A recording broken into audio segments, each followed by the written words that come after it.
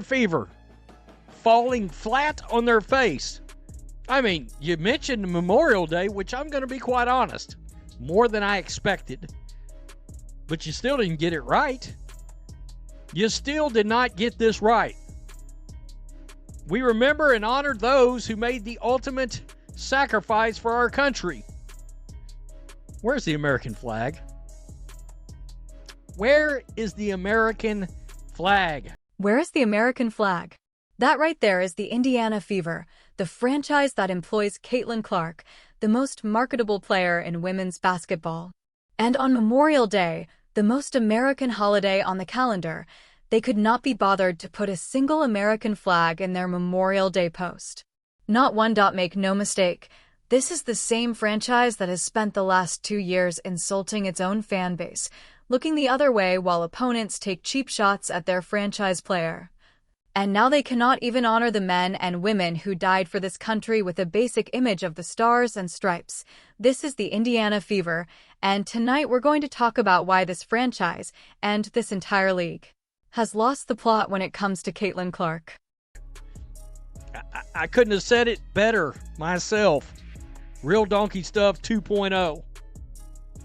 We'll get into the other reasons this franchise is and this league's a bunch of clowns, because here we go. Where's our flag here? Allow me. Bravo.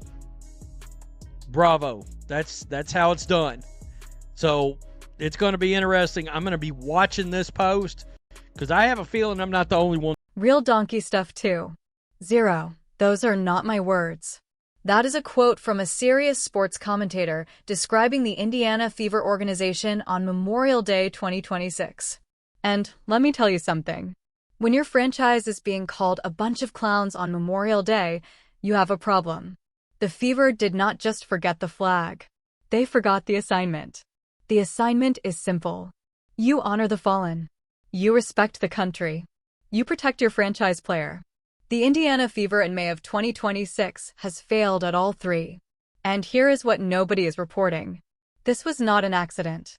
This was a choice. The Indiana Fever never apologized for calling their fans racist or insinuating they were racist during the Angel Reese racist fiasco investigation. Anybody remember that?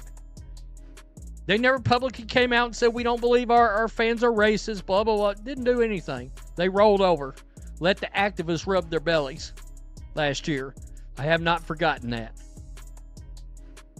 I implore fans to not forget that about the end. Now, listen to that very carefully, because that is the foundation of everything we are about to talk about tonight.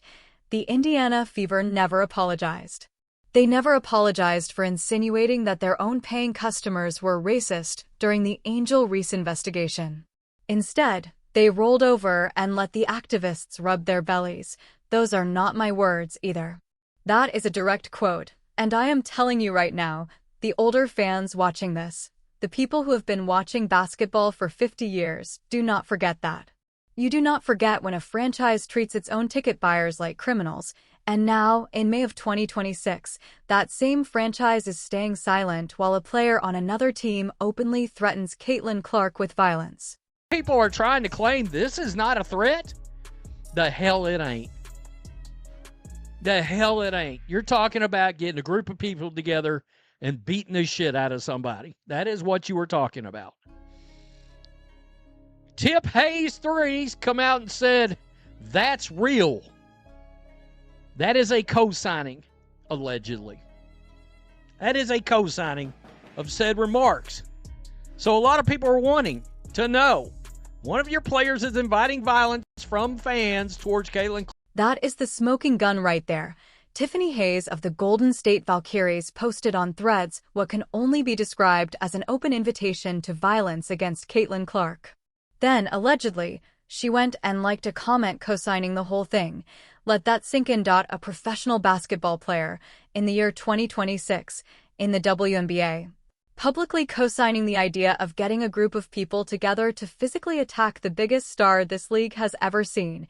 And what has Cathy Engelbert done about it?